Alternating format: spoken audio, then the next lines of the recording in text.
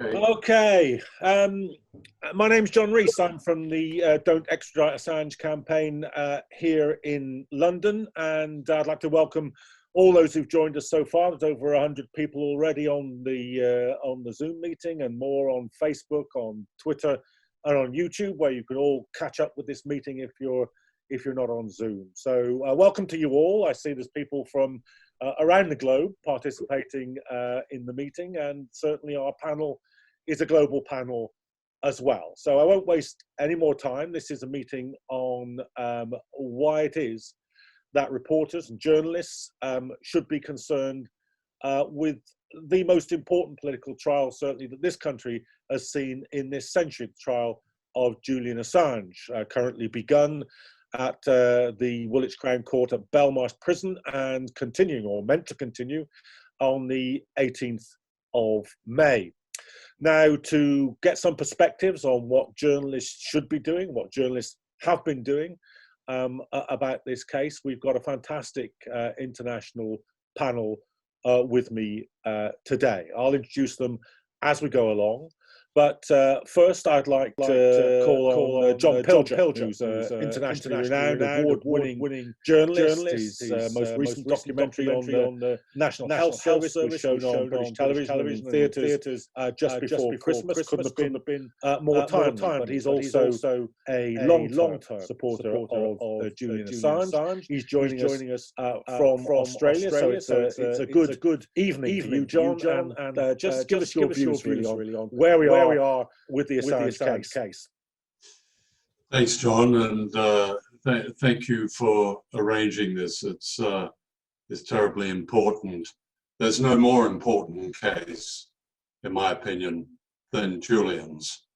Julian has become the touchstone for so much of our understanding and misunderstanding of the world we're living in. First of all, the sheer injustice that has been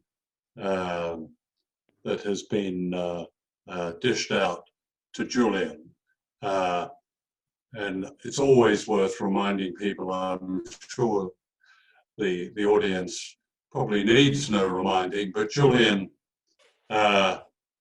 has been convicted of no crime.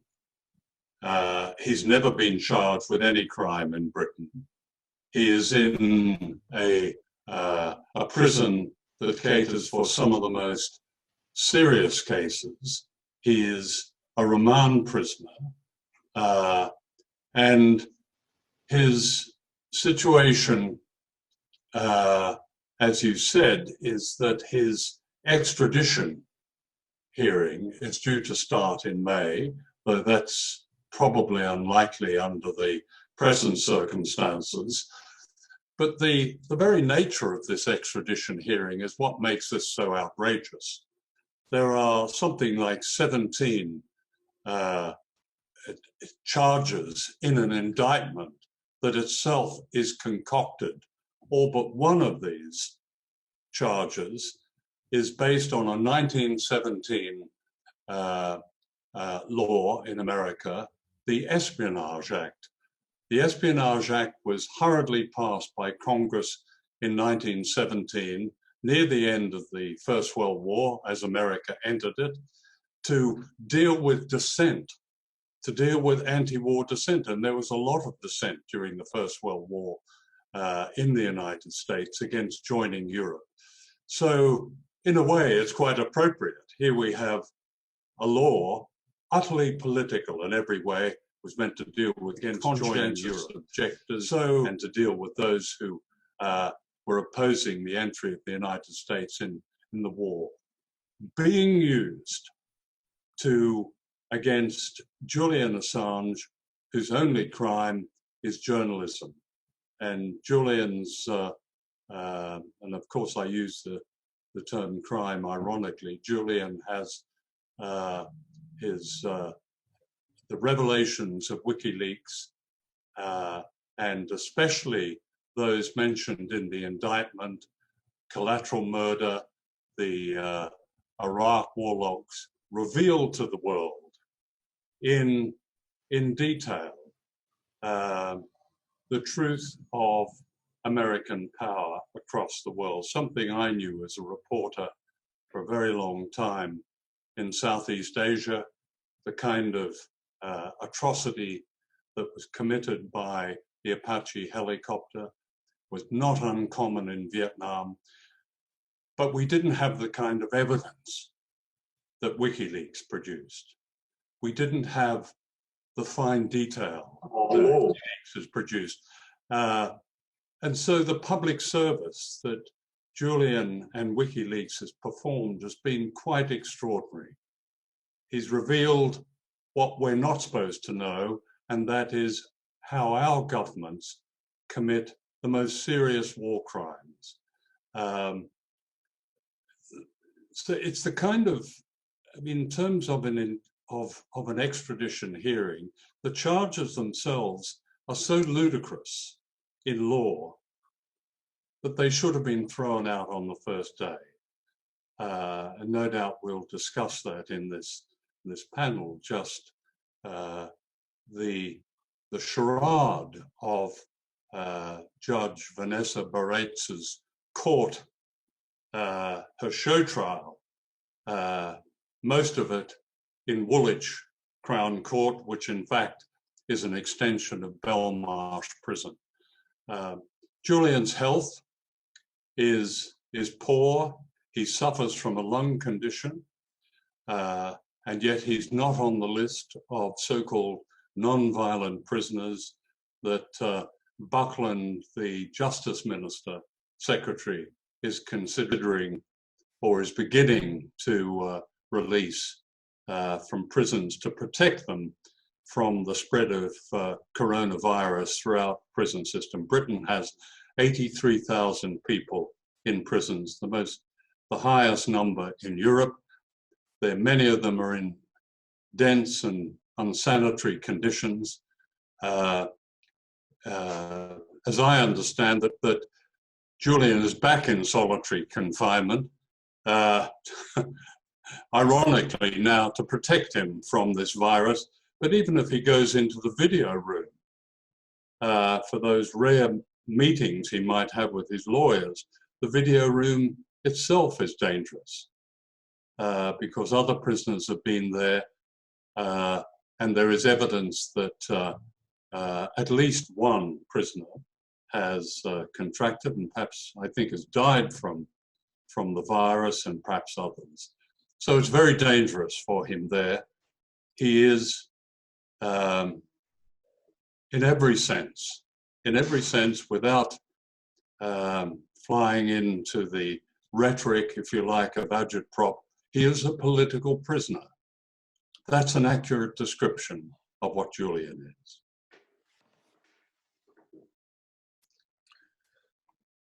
Okay, John, thank you very much for that introduction. And I'm sure we'll be pursuing many of the issues that you raised in the Q&A. I can already see questions coming in from our audience on some of those issues. But before we move over to you to ask those questions, I want to introduce Stefania Maruzzi, who will be well known, I think, to campaigners on the issue of freedom for Julian Assange. She's done some absolutely first-class investigative journalism, perhaps all too rare in the mainstream media these days. She's revealed a good deal of the truth of what we know about the run-up to Julian's extradition hearing, and we're very, very happy to welcome her to this broadcast today. So, Stefania, do give us your view about, well, I suppose specifically about what it is that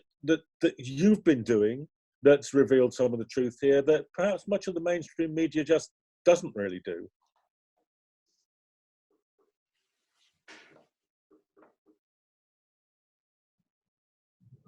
Okay, thank you for your kind invitation. And basically, you have to realize that in the last 11 years, I have worked on all the WikiLeaks documents, publishing the very same documents WikiLeaks has published. since 2009, and I have been able to do this completely safely. I was never put in prison, I was never questioned, and so I feel the urgency to speak out and to use my safe position as a professional journalist to tell people how absurd and completely unacceptable this double standard, where I'm completely safe and so are all of the media partners, some dozens of journalists from the New York Times to the Japanese newspapers, completely safe, completely happy. We got scoops. We publish gorgeous journalism thanks to Julian Assange, thanks to Chelsea Manning. Now we have been completely safe and they are in prison. Chelsea tried to commit suicide 3 times. Julian has spent 10 years confined and then now is in a high security prison. He can die any moment if he gets infected by coronavirus. So I feel a professional and ethical duty to speak out and to use my safe position to tell people how completely unacceptable is this situation and how we have to take the street and act before it is too late. In 2015, when Julian had already spent 5 years confined, 3 of them in the embassy without even an hour outdoor. We give an hour outdoor to some of the worst mafia people who killed children. Julian has never had an hour outdoors in 7 years inside the embassy. So in 2015, I realized that no journalists had tried to get the documents about this case, to try to investigate this case using factual documentation. So it was at that point that I basically decided to start my Freedom of Information Act investigation. And just because I wanted to get the facts, I want something factual to try to understand what was going on. And Italian prosecutors had basically told me why there is such a paralysis in this criminal investigation in Sweden. And they said, there is such paralysis because the Swedish prosecutor don't want to go to London to question him. And this is stopping everything, is creating this paralysis. And he said, you should try to discover why they don't want to go there, because we travel the world to question very dangerous people, mafia bosses and so on. We travel to Brazil, everywhere. So why they cannot travel to London to question him? So it was at that point that I decided to file my Freedom of Information request in Sweden. And initially, Sweden was really collaborative.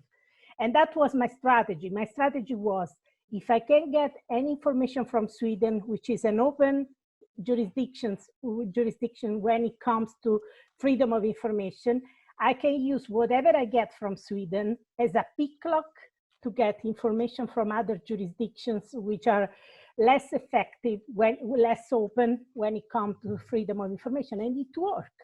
It worked because the Swedish authorities provide me very few documents, just 226 pages, but crucial, because thanks to these documents, it was possible to understand that the British authority were calling the shot in the Swedish investigation, which is very weird. What kind of special interest they had in this case, the Swedish investigation, considering that it was a Swedish alleged rape. So why they were calling the shot, what they were telling the Swedish prosecutors not to question Julian Assange in London, which is basically the decision, which basically the reason why there was this legal and diplomatic quagmire, the refusal to go to London to question him and to decide whether to charge him or whether to drop the investigation once and for all.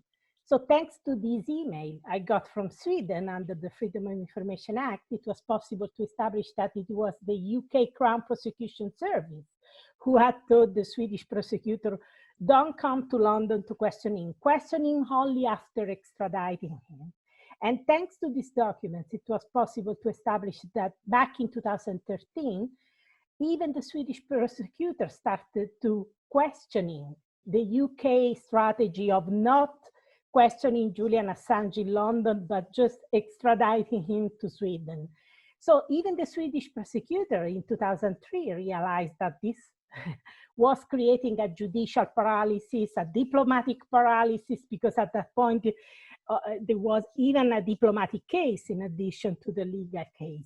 So at that point, the Swedish prosecutors considered to drop the investigation in 2003.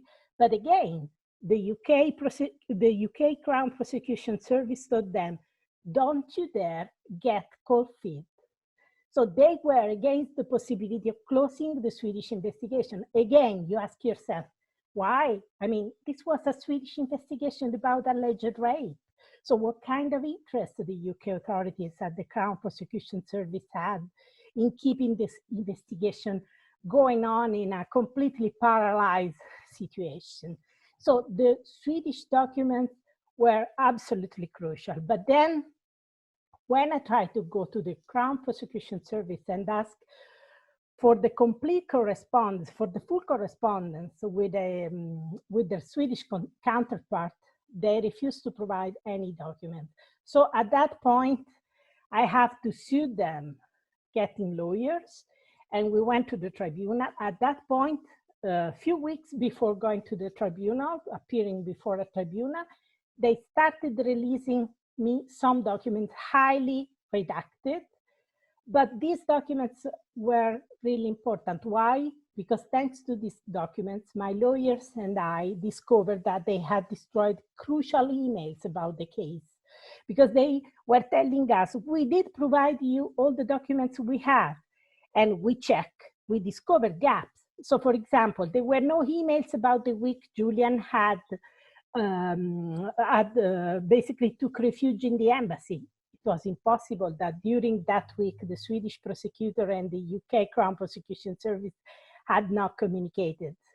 There were no emails about the week Julian Assange had obtained asylum. Again, it was impossible that in that week they had no communicated. There were no emails about the week Julian had. Can you hear me? All is well, the audio? Yes, it's fine. Yes. Okay.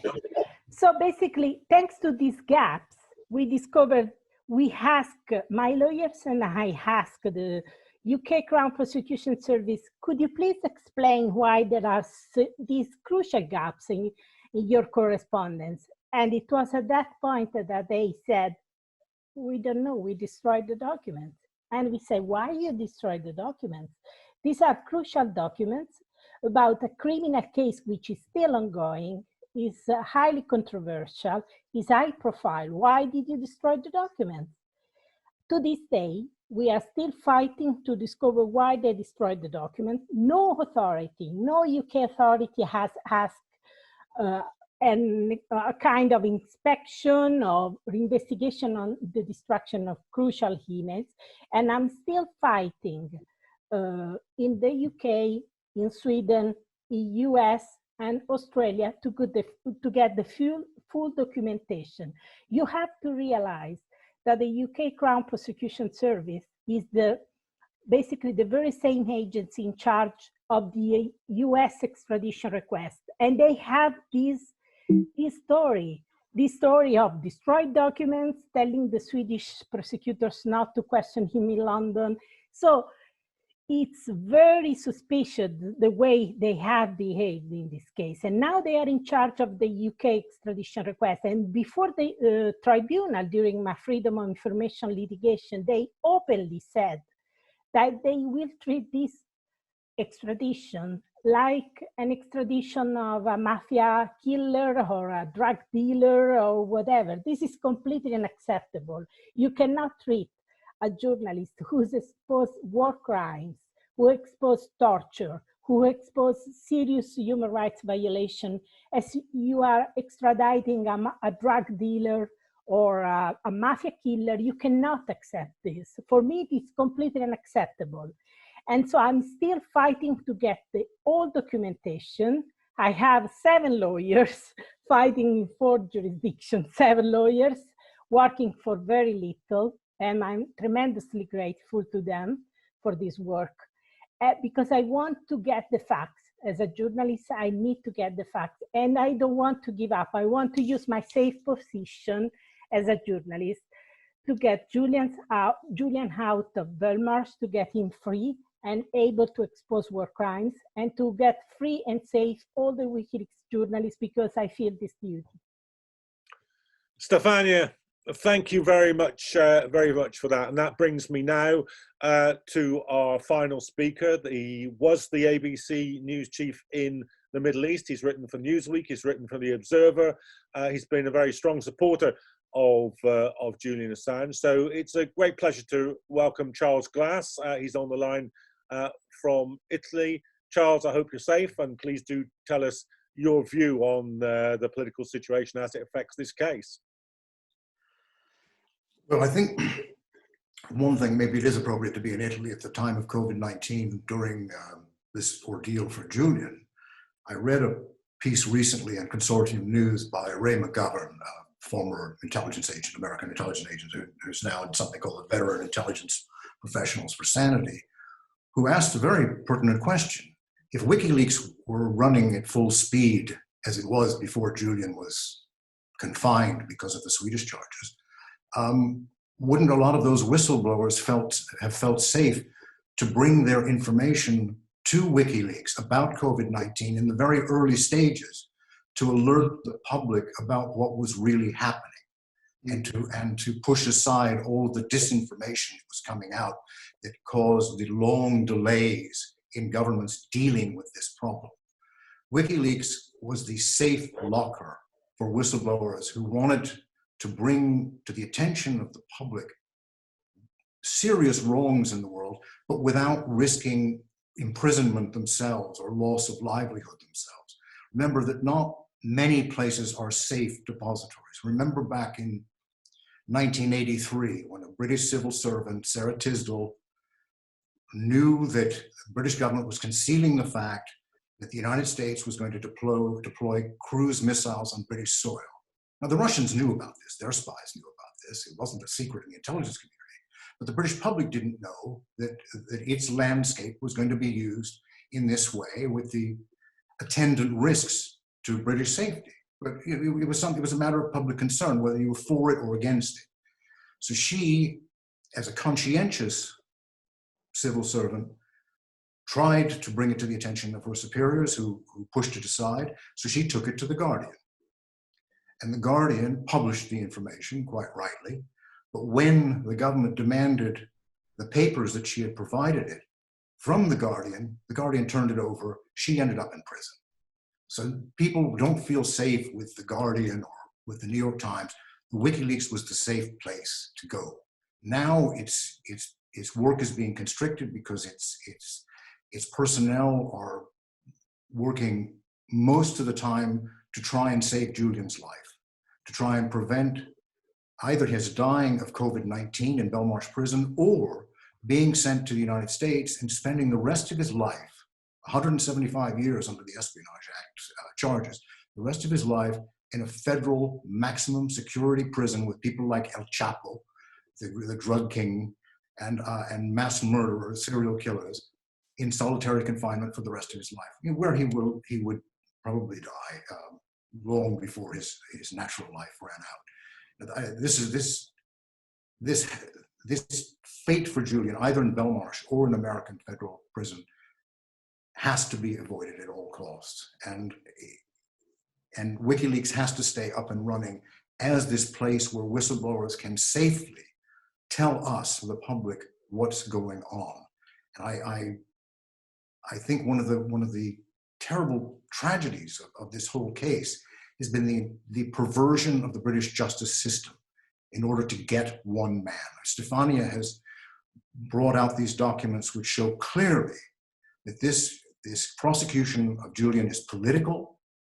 He's not a criminal, that it was responding to American wishes, as it always does, but that it was willing to pervert the entire course of justice. The very week that Justice Barretzer sentenced Julian to 50 weeks for bail evasion, a man who had murdered someone and was on remand and had jumped bail was given 3 months.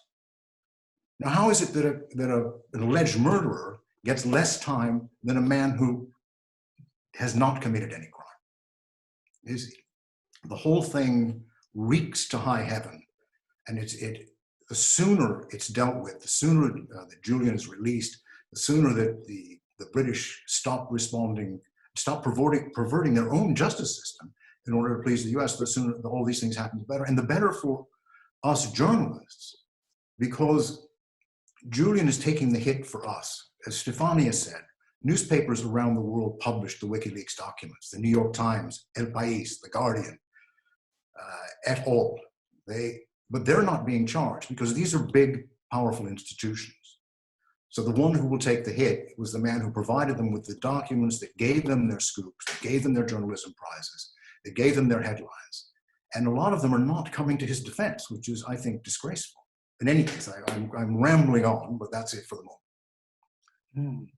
Okay, Charlie, thanks very much for that. And one of the questions that's already coming up on the Q&A feed here, and please, if you're watching and you'd like to ask something, do just click on that at the bottom of your screens, and you can ask a question, and I'll try and get as many of them as I possibly can into the panel while we're on air. But we've got about another half an hour, so we've got some time for those questions to be put and I hope answered by the panel. But let me just start off with this one, which, as I say, follows directly on from some of the points that Charlie made there. It's from Mick Dixon. He says, how can we put pressure on the media corporations to take this case up? I attended the Media Democracy Conference last year. It was packed. Many attendees must be working in some capacity in the mainstream media. They must have been there because they want to make an intervention somehow.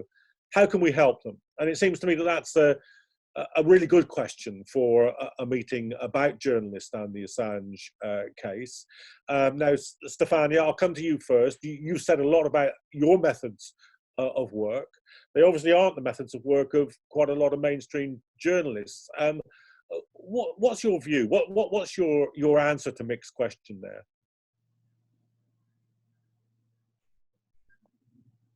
Stefania, we just need to okay. Unmute Can you hear me? Okay. Yeah, go ahead. So based on my experience, I think it is crucial that readers put pressure on newsroom, email newsroom, and expose the silent and tell them that it's completely unacceptable that they are silent on such high-profile case. I know from colleagues in the US, they told me, well, we don't think we will cover extensively this case because we have coronavirus and we have an election. So they have run something like 3 years of campaign on Russiagate, and they are not covering the case, which is a case about the 2010 revelation that they basically published. They got massive scoops, and they were able to run this campaign, the demonization campaign on Russiagate. And now that it's very clear that it's under trial, is on trial, and they want his extradition for exposing war crime, they are silent. It's completely unacceptable. So I think the readers should email regularly to the newsroom and expose this completely unacceptable behavior. I don't see any other solution. I mean, we cannot put a gun to their head.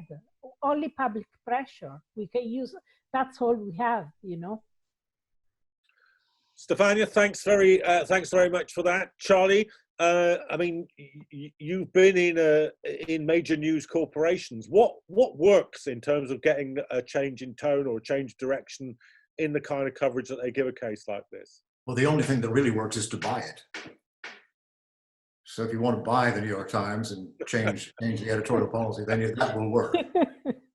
Short of that, I don't know. At the moment, all journalistic organizations, the Reporters Without Borders, Committee to Protect Journalists, the journalistic branch at Amnesty, the National Union of Journalists in Britain, the Australian Journalists Union, and others have all come out in support of Julian and of WikiLeaks' right to publish. But the people who employ the individuals in these unions and organizations, the major publications and television networks, are not coming to his defense, and not even reporting it in the kind of detail that would be able to offset the huge governmental disinformation campaign against him. In fact, Stefan, if you want to do an interesting freedom of information request, try to find out the budget for the PSYOPs campaign against Julian in the United States and Britain. I would love to know the figure, because I'm sure it is huge. All the time we are reading sheer libel against Julian, things that are not even remotely true, that a lot of the public believe because this is being fed to the media by someone. And I'm sure that there's a huge budget for that purpose. And it's going to be very, very difficult to offset that. But I suppose the only thing is for the individual journalists who have used Julian's material, used the WikiLeaks material, to report this thing in detail regularly and to urge their editors to be fair. Okay, John, just let me, there's a subsequent question here coming, which is pretty much in line with this discussion so far. So just let me read that and then I'll come to you. Kieran Tierney writes, I'd like your thoughts on how the major media outlets which benefited most from his leaks, the Guardian and the New York Times, seem to have been so quick to abandon Julian once he generated too much heat or no longer served a purpose for them. Now, this is a long and complex story, obviously, and it's had more than one twist in it, hasn't it? Because there's been a lot of hostility after they originally published the WikiLeaks revelations, but then more recently, when it became clear that actually Julian had been right all along, and the question was extradition to the United States, we've had the Guardian change its editorial line. So there've been a few twists and turns in this. I know when I've spoken to Julian in jail, he said, look, it's not quite right to say that we don't have some mainstream media support. Actually, we do, and we shouldn't minimize that. So John, what's your view of exactly where that balance is lying at the moment, and what can be done about making it better than it is? Yeah, I think we have to be very careful, John, in putting too much in store in this so-called balance. And I think enough has been said about the Guardian. The Guardian betrayed Julian right from the beginning. Much of what they reported on Julian was wrong. It was distorted. They won lots of prizes on it. I don't want to go on any more about the Guardian, but the Guardian is almost a case study of the very thing that we should be, in my view, abandoning. In my career as a journalist, I have to say, and I think it's worth looking at the broader landscape of the media. Something very serious has happened in recent years. I'm not sure exactly when, but I do know that the spaces that were once there within the media, and I'm talking mainly about the UK, which is my experience, but I think that's true all over the world, certainly probably in the United States. Those spaces that allowed in people like myself and others to do their work, even encouraged us, have closed. They don't exist anymore. And it's pie in the sky to think that they might exist. Yes, there are good people, amazingly, still at work and still able to have their work published. But by and large, the media represents what is probably the most misunderstood and the most important threat today, and that is propaganda. The media is an extension. We've seen that of established forces. It always has been. But there were, as I've said, there were places in the media where we could work. I mean, when I was on the Daily Mirror accommodated two of us, Paul Foote and myself. That would be impossible today. 6 years ago, I received a call from The Guardian saying they didn't want my work anymore. So did half a dozen other people. That's the end of it. And I think that has to be taken very, very seriously. At the same time, journalism schools are turning out to become factories for so much of the mainstream media. We have to ask ourselves, why is the media like this? It's made up of people, it's made up of journalists. Yes, Mick mentioned those people in the meeting. Now, when I made a film about the role of the media in the invasion of Iraq, I had no trouble speaking to BBC people on condition that they would speak anonymously. None of them would speak to me. All were terrified of what would happen to their careers if they spoke to me. But still, I think it's an important campaign as part of understanding, first of all, of freeing Julian, but also bringing some kind of freedom back to the dissemination of information, of understanding in so-called democratic societies, that there is a movement of journalists within media organizations. I think many of them are susceptible to understanding what Julian represents. Now it's actually very, very clear cut. Julian, as Charlie described so well, is on his way to the most terrible life, or the end of his life, in the United States because he was a journalist. And I believe that a lot of the hostility in the mainstream media is that Julian and WikiLeaks, by example, shame so much of journalism. WikiLeaks did what journalists should have been doing for a very long time. WikiLeaks produced more authentic scoops than all the journalists combined. And it set in motion a kind of, it was almost as if Julian and WikiLeaks was revealing what the media had become, this closed shop, this agency of power instead of an agency of people. And that's something I think we really have.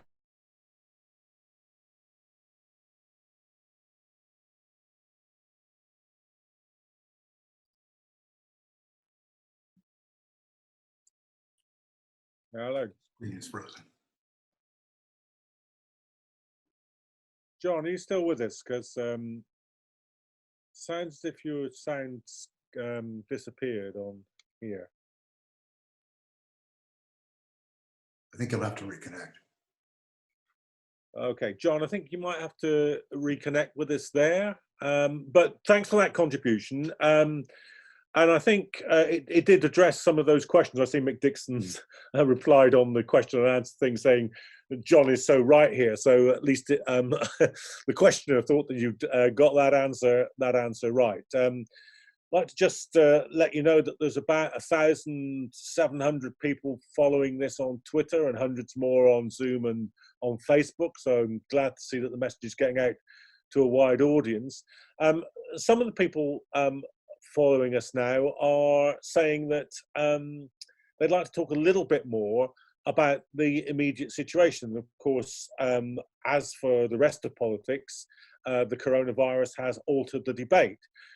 Here in Britain, there's a very extensive debate has blown up about the way in which the government is treating prisoners altogether during this crisis. And I have to say that rather like the government's whole response to the crisis, its response to the plight of prisoners has been particularly bad. It's been promising for weeks now to release at least some prisoners in order to lessen the chance of infection in prisons. Prisons, of course, as Julian's QC, Ed Fitzgerald, said when they made a bail application for him, are petri dishes for the spread of the coronavirus. The government has been promising to release large numbers of low-risk prisoners.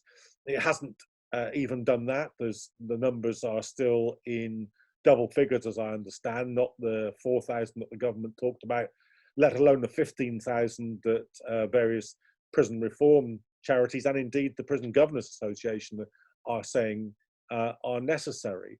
So I'd just like to get perhaps to go back to Charles Glass, just to have your view about this. We're all speaking from lockdown, of course, and you mentioned Julian's condition. Do you think that there's now kind of, if you like, a shorter route or a more pressing question of Julian's release, at least on bail, because of this crisis? Well, clearly because of this crisis, he shouldn't be there at all. I mean, I'm as an old libertarian and a former prison visitor, I'm against people being put in prison for victimless crimes in any case. Julian, there are no victims to Julian's alleged crimes. He doesn't belong there. That's first. Most of the people in the prison are there for drugs-related offenses. They don't belong there. You shouldn't be in prison for taking drugs. You should be either at home taking your drugs or on a rehabilitation program, but you're not a criminal. So if you were to deal fairly in the justice system, you wouldn't have an overcrowded prison. You wouldn't have the highest prison population in Europe. But these are fundamental questions that should have been addressed long before this crisis, in which case there probably wouldn't be such a crisis in the prison system.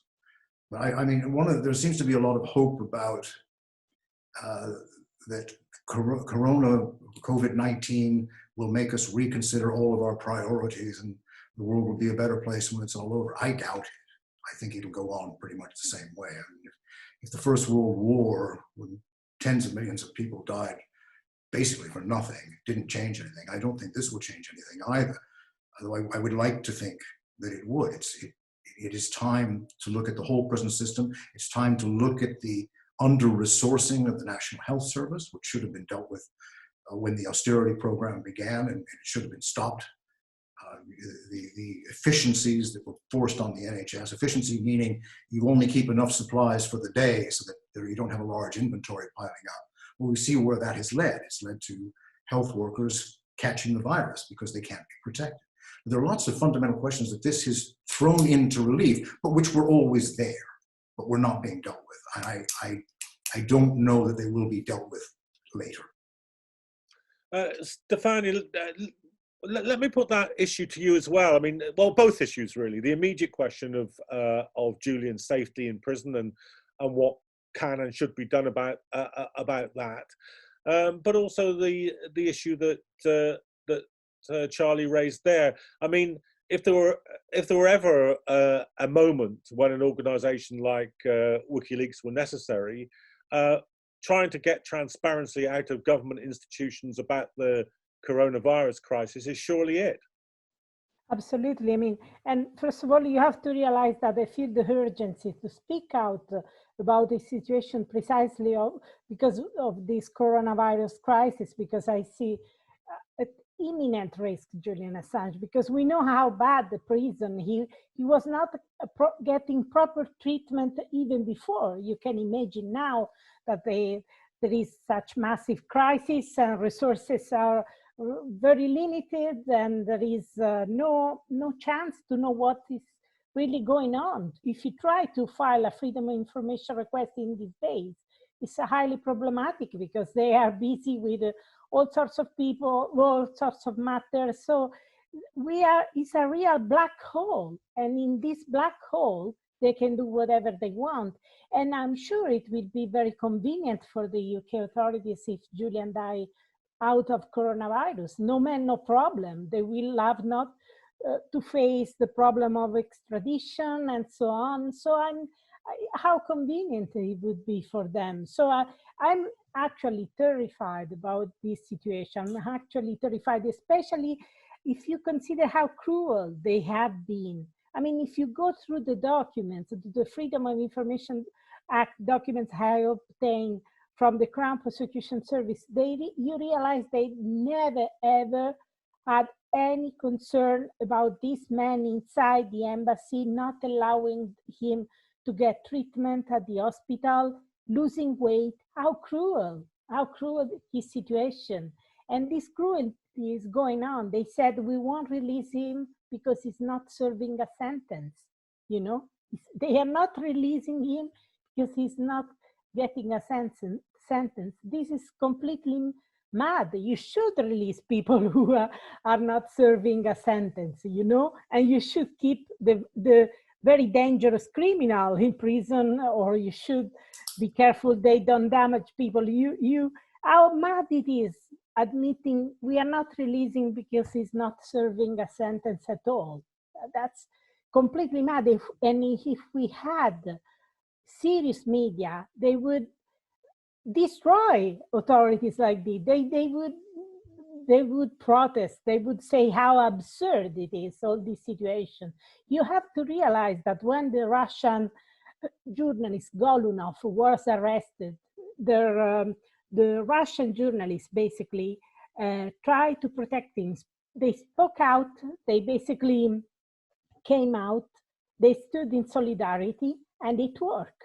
So even the Russian journalists behave better than the Western journalists in this case, you know, because they stood in solidarity. And I'm sure if all the journalists who have worked, even just those who have worked on the document, speak out, I'm sure this case will be out in a few months. He will be out in a few months because they are putting him in prison for life for revealing war crimes. How can you accept this? I mean, it must be possible in a democracy to publish war crimes and to be free. This is what the freedom of the press in a democracy is supposed to be. You know, it must be possible. This is why I'm so obsessed about these cases, because it goes beyond Julian. It goes beyond WikiLeaks.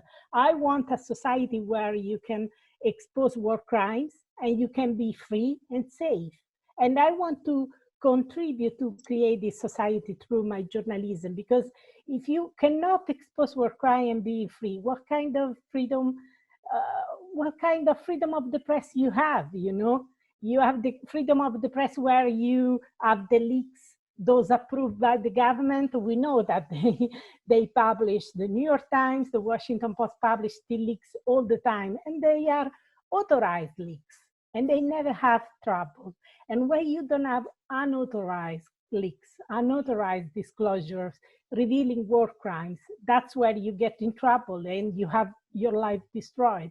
So I want to fight for this reason, even beyond Julian, even beyond WikiLeaks, because I want to contribute to create a society like this.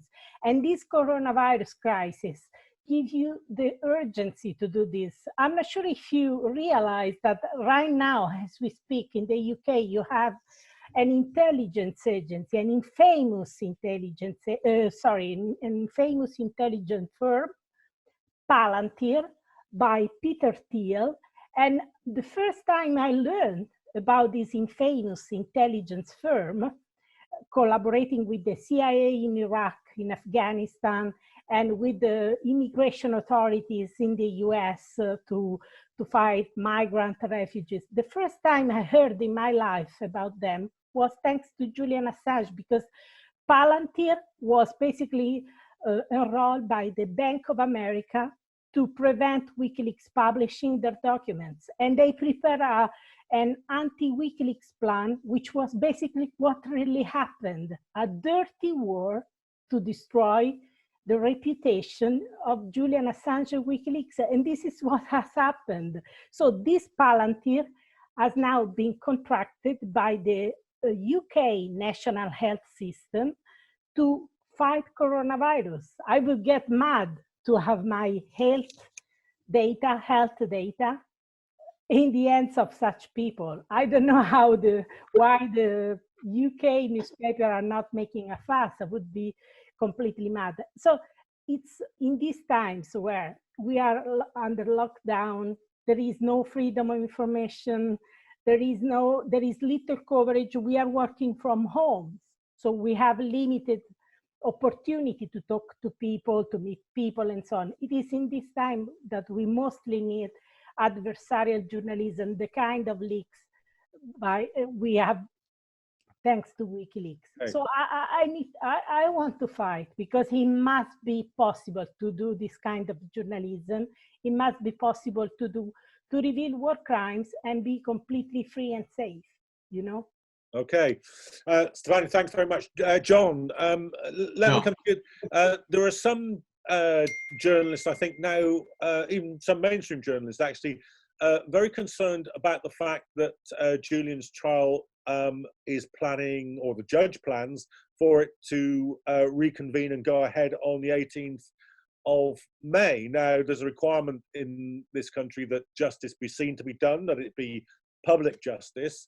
But what many journalists are saying is that it's difficult to see how that trial can be opened again in Belmarsh Magistrates Court just 9 days after the government has said that it's going to begin ending the lockdown. Now, we don't even know if the government can stick to that timetable. It hasn't managed to do so far. In your view, can there be a continuation of this trial which is fair under these conditions?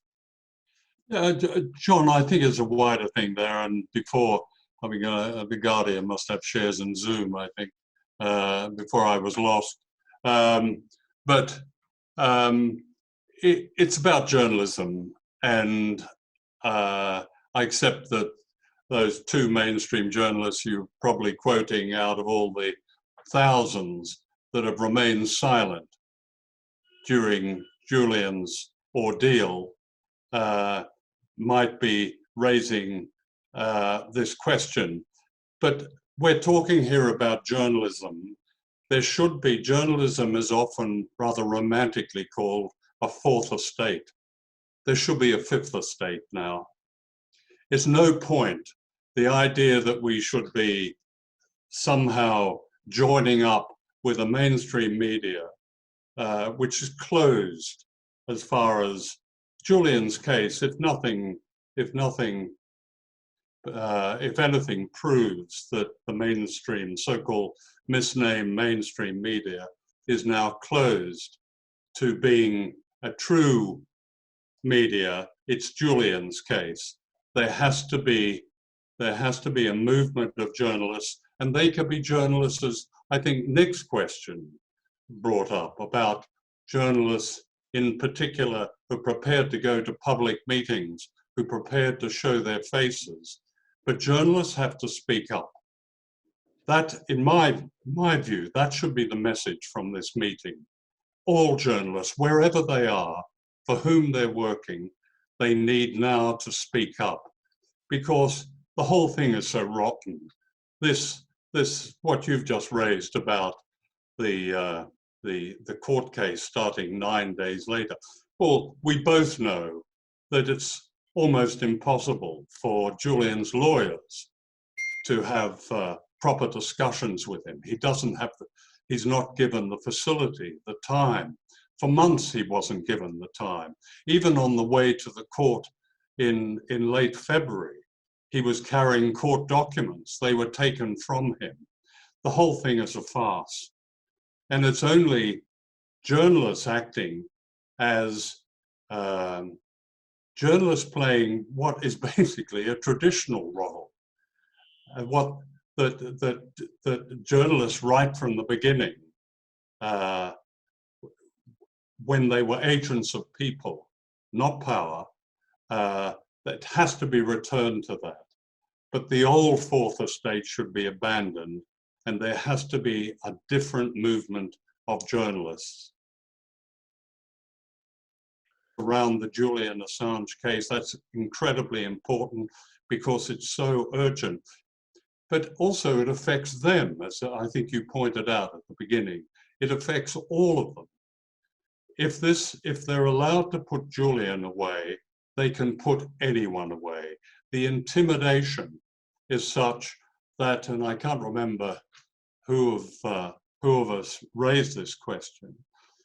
I think it may have been Stefania, but all the questions raised about this coronavirus, the way it's been treated by,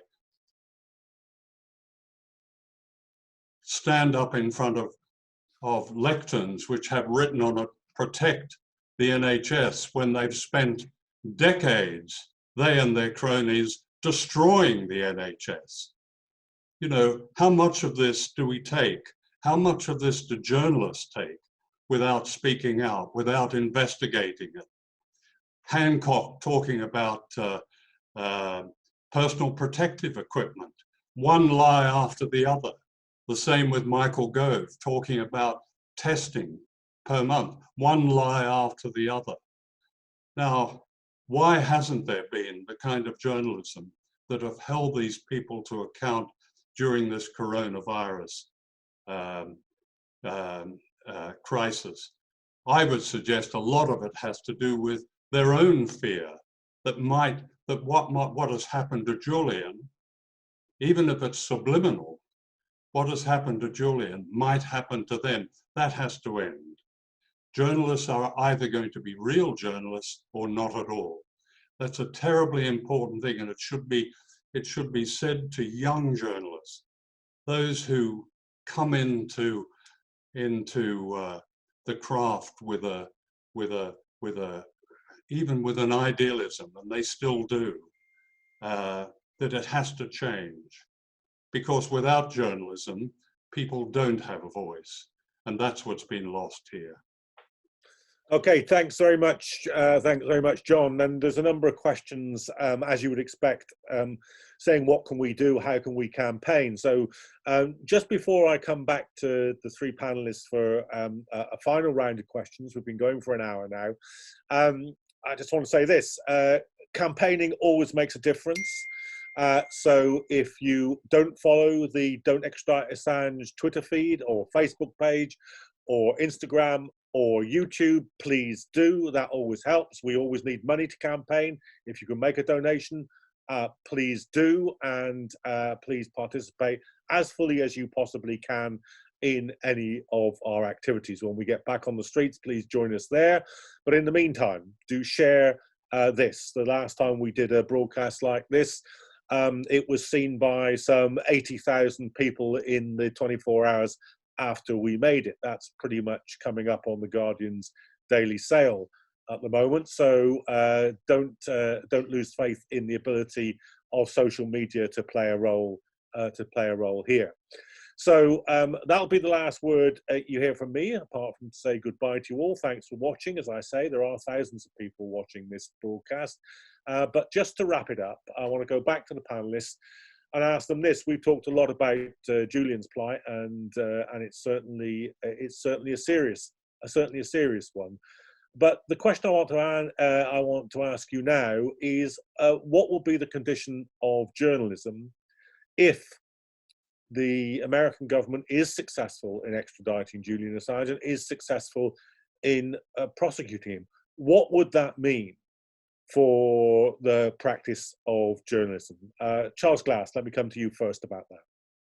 Well, I think more than the practice of journalism, it'll be the safety of people like Chelsea Manning or Sarah Tisdall or Clive Ponting, if you remember, or Daniel Ellsberg, the people who bring information to journalists, either directly or through WikiLeaks. Where will they go? Whom can they trust when they see the man that was protecting them and bringing their information to the public, seeing him behind bars for the rest of his life, and not even defended by his colleagues in much of the media? I think that'll be a bigger problem. Much of journalism today, in any case, if you pick up a newspaper or watch a broadcast, 75% of it is about fashion and actors and the Kardashians. Very little of it is serious news reporting. So I don't think the effect on journalism as it is practiced today will be as great as the loss of potential sources for the serious information we need to make decisions about our lives. Stefania, just give me a brief summary answer about where you think journalism will be if we don't win this. To be honest, I think it will be devastating, because it will set a devastating precedent where you cannot expose war crimes, neither as a source like Chelsea Manning, nor as a journalist, because don't forget, you can do journalism, great journalism, if you have great sources who take huge risks, but also great publishers. If you don't have good journalists like Julian, like WikiLeaks, who have the guts to publish this information, you can have the fantastic source you want. The information will not come out in the way he should be. So if they can destroy Julian, if they can destroy journalists like Sarah Harrison, let's not forget her name, who flew Hong Kong to help one of the biggest journalists of all sources of all times, Edward Snowden. If we not can have this, well, why to do journalism if you cannot expose war crimes and torture safely? I mean, what's the purpose of journalism?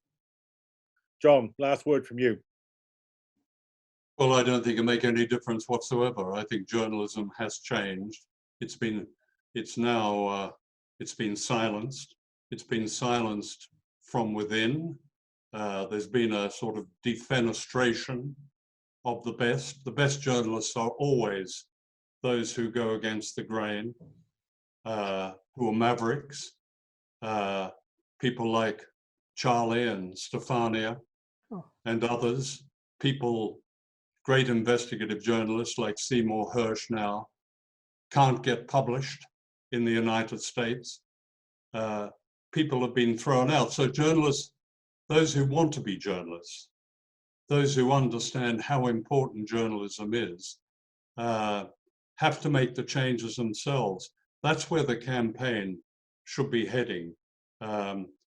Yes, undoubtedly the mainstream media has great power, of course it does, and persuading them to be something that they're not may be a noble cause, but I think it's rather a lost one. We have to change journalism itself. John Pilger, Stefania Maruzzi and Charles Glass, thank you very much for being with us. I can see from the comments that people are deeply appreciative. Wonderful contributions from Stefania, Mr. Pilger and Charles. There's Anthony Walsh and there's a number like that. So thanks very much for being with us. To the rest of you watching, thanks for joining us. I've really only got this to say. Do remember the words of Steve Biko, the great anti-apartheid activist, when he said the most powerful weapon in the hand of the oppressed is the mind of the oppressed. So don't ever think that sharing a video like this, or signing a petition, and there are ones on the DEA website, or writing to your MP, or participating in a protest, never think that it doesn't matter. That's the thing that's sustaining your freedom. It'll be the thing that ultimately wins Julian Assange his freedom. So stay strong, stay organized, and thanks very much for joining us. Thank you. Thank you. Thank you.